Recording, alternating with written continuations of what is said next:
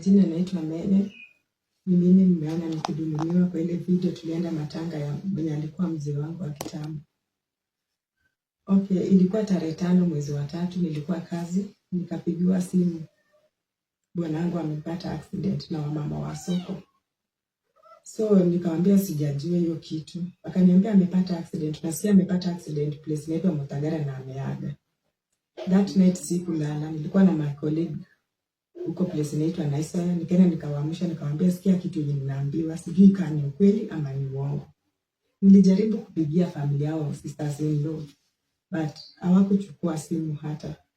Nijaribu kupigia mother-in-law, hakuchukua simu. Kila mtu kwa boma mwenye ninajua, hakuna mtu mwenye alipiga alichukua simu yangu. Nikaamkia Narok tarehe 6, nikakuja Narok. Uongojea hata kuna mwenye ataweza niambia kuna kitu imehappen kayo juu nilikuwa napiga simu ichukuliwe.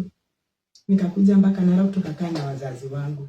Maneno ikaenea kote ukweli kuwa ameaga.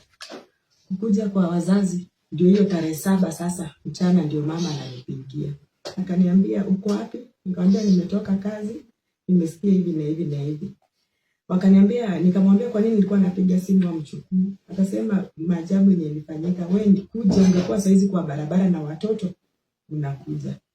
Nikamwambia nimelia mchana mzima, nimechoka, acha nikuje tarehe 8 sasa yenye ni Friday. Nilipoteremka Kisii, niliteremka peke yangu na mama. Akaanza kuniambia umekuja peke yako kama nani? Nataka wajukuu wangu. Nataka wajukuu wangu. Nasikia wajukuu wangu utaweza wapeleka kwa watu wengine, mimi nataka wajukuu wangu. Nikamwambia mama mimi nimekuja kujua what happens. Watoto walikuwa shule hata sijawatoa shule. Ndio niwalete, nitawaleta tu. Okay, maisha yangu na bwana mwenye alikuwa amenioa sijaikaa naye kwa amani. Tangu alinioa hii ni mwaka wa 9 tunaelekea wa 10. Hata mtoto wa kwanza kumzaa, nilimzaa hakuwahi muona mpaka miaka 2 kaisha ndio alikuja akamuona. Wazazi wangu wamenishikilia sana kwa maisha yangu yote. Sasa mama venye nilifika Kisii nikataka kujua ni nini imemuua bwanangu mwenye alikuwa bwanangu. Nikaambiwa ni gari yake ni alikuwa naye ni road accident imehappen na hiyo pikipiki yake the same ndio imemkanyaga kichwa. Sasa nikataka kukaa chini kuulizia how comes gari kama amepata accident na gari yake, how comes pikipiki yake the same pikipiki ndio inamkanyaga kichwa. Nikaambiwa usianze kuuliza maswali mingi wewe. Mother-in-law peke yake tukaenda na baba kuulizia hiyo maneno. Mother-in-law akaniambia peke yake unauliza unataka mtoto wangu akae mmoja ama unataka unipeleke nikae huko na yeye. Unauliza hii maneno yote. Ikisha happen imehappen. Gari unajua ilikuwa ya halali. Nikataka kuulizia wapi vijana wenye walikuwa naye juu nilikuwa nasikia mmoja alikuwa kwa gari ndani na wengine walikuwa kwa pikipiki wawili. Nikaambiwa usitake kujua, wacha tuanze program. Hiyo kitu ilikuwa imeniuma sana. How comes huyu mjamaa alikufa aje, aliuawa aje, what happens?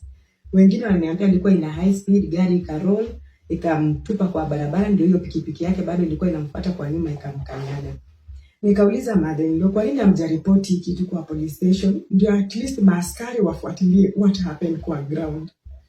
Wakaniambia hapana, hakuna vile police station wataweza fuatilia, gari lilishatolewa kwa DC na tumepeleka mwili mochari, hakuna vitu ya kufuatilia. Tukianza kufuatilia hata gari tutaipoteza. Nikamwambia mnalilia gari na uhai ya mtu mwenye ameshakufa, gari tu peke yake. Wakaniambia hapana, hiyo vitu tukianza kufuatilia italeta maneno mengi. Nikauliza wapi hao vijana wenye walisema walimkanyaga. Sikutaka kuonyesha. Nikaambiwa wewe unataka kujifanya mwerefu hapa, unataka kuchunguza nini? Nikanyamaza, nikarudi Narok.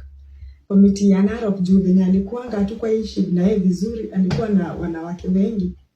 Kuna mwenye wamezalia karibu 3 wenye najua Narok. Sasa Narok mafurutani ikakuwa wanaanza kusema tutaenda kwa mke mgani mwenye tunajua.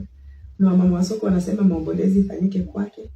Na wengine wanasema ni kwa Mele, wengine wakasema nani ameitwa Kisii. Nikakuwa ni mimi nimeitwa Kisii. Maombolezi ikafanyika kwangu penye tulikuwa tunaishi naye kwa plot. Maombolezi ikafanyika but haikuwa maombolezi nzuri juu watu hawako wanakuja. Juu kuna wale walikuwa kwa ile side nyingine na wengine wako side yangu. Nikateremka Kisii tena juu sikuridhika. Nikamwambia mami kitu hii ya accident ndio ananiambia heri turipoti kwa polisi. Polisi wachunguze, wacha kusema gari ni nini? Gari ni nini na uhai ya mtoto wako mwenye amekufa mwenye hatujui what happened. Hata kama tulikuwa tunaongeleshana naye ni baba wa watoto wangu, na watoto walikuwa napenda babake sana. Tuende turipoti tu kwa polisi, afanye nini, wajue, waanze kuzunguka na wajue ni nini ili happen. Wataweza ulizia watu from venye alikuwa na kila kitu. Nikakatazwa kabisa. Okay, kwa hiyo nyumba yenye tulijenga naye, nilikuwa nasikia naye alikuwa amemove on, ameoa. Na mimi nilikuwa nimemove on juu alikuja akachukua nguo zake zote, kila kitu, mpaka akaniandikia text, niko nazo, wewe oleka, mimi nimeoa juu naona tumesumbuana naye miaka mingi. Na after all that, mother-in-law anajua kwa nini alinilipia mahari. Okay, nafanya hospitali. Kuna vitu nilifanya mingi yenye siwezi ongea kwa social media. Nikaenda kuelezea mamake, kijana wako ako hivi na hivi na hivi. Akashtuka sana, akaniambia kijana wangu ako hivyo. Nikamwambia na tutaendelea tuna maisha. Nikamwambia nimeamua tu juu ninampenda, wacha tu tukae naye. Kijana akaanza kuniambia atajinyonga. Kwa nini amekuwa hivyo atajinyonga? Nikampembeleza, nikamwambia tutazaa tu mtoto mwingine. Ndio nilianza kuvumilia, nikameza dawa zangu vizuri, mpaka tukafanya nini, tukazaa mtoto wa pili huyu. Na mamake alikuwa anajua hali yake yenye alikuwa. Mama akasema kama uko hivyo mtoto wangu, kama ilikuwa hivyo kijana wangu ako hivyo, mimi mwenyewe nitakulipia mahari, watoto ni washike. Hata kama wewe hutaikuwa na huyu mtoto wangu, wacha tuweke sakukia ikuje iko. Nikamwambia ni sawa. Ndio that time tu 2023 December ndio akaita wazazi wangu, akalipa hizo ng'ombe 2 na 50k akapea baba. Tukarudi. So hata venye alilipa mahari, alikuja akaondoka kabisa mwaka yote. Last year hatukuwa ishi na yeye kwa nyumba moja. Nimekomboa nyumba, mimi ndio najilipia nyumba kila kitu.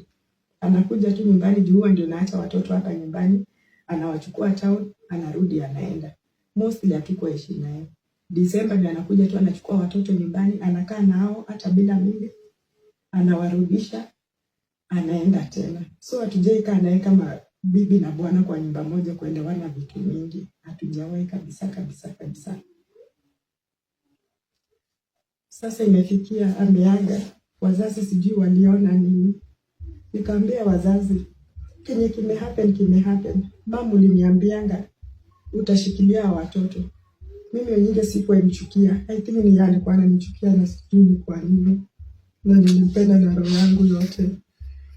Watoto nitakupatia. Kaniambia leta watoto wazike babake. Nikamwambia ni sawa.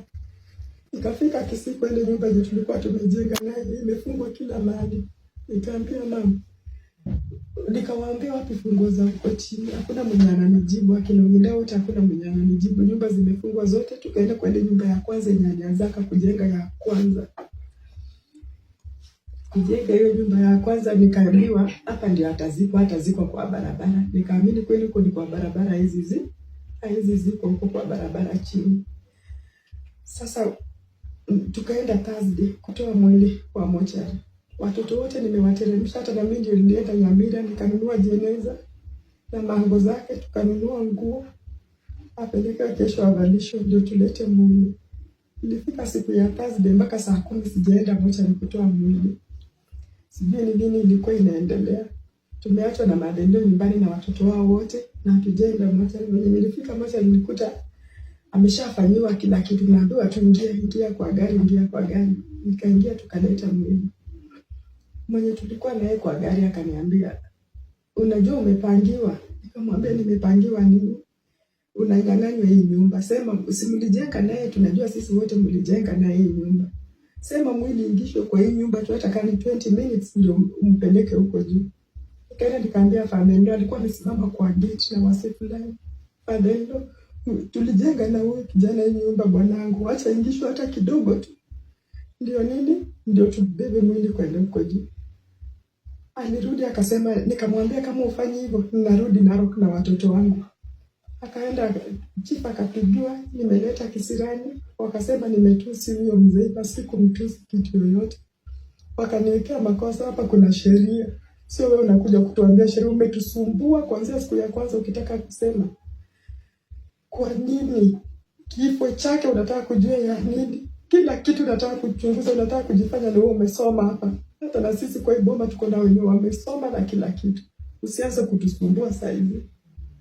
Sasa nikakaa tu nikasema mwili je kwa huko chini na nimeambiwa kweli nitanyang'anywa ile nyumba, na alikuwa anasema hata marehemu hata kaa siku ile sitakuwa kijana wako atataingia kwa hiyo nyumba.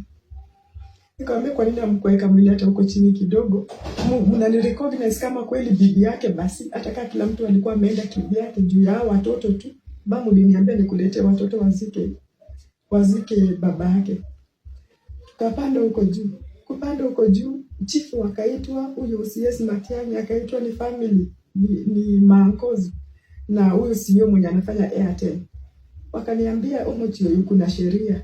Mafurugu yenye mtu anataka kuleta hatutaki. Kavumilia.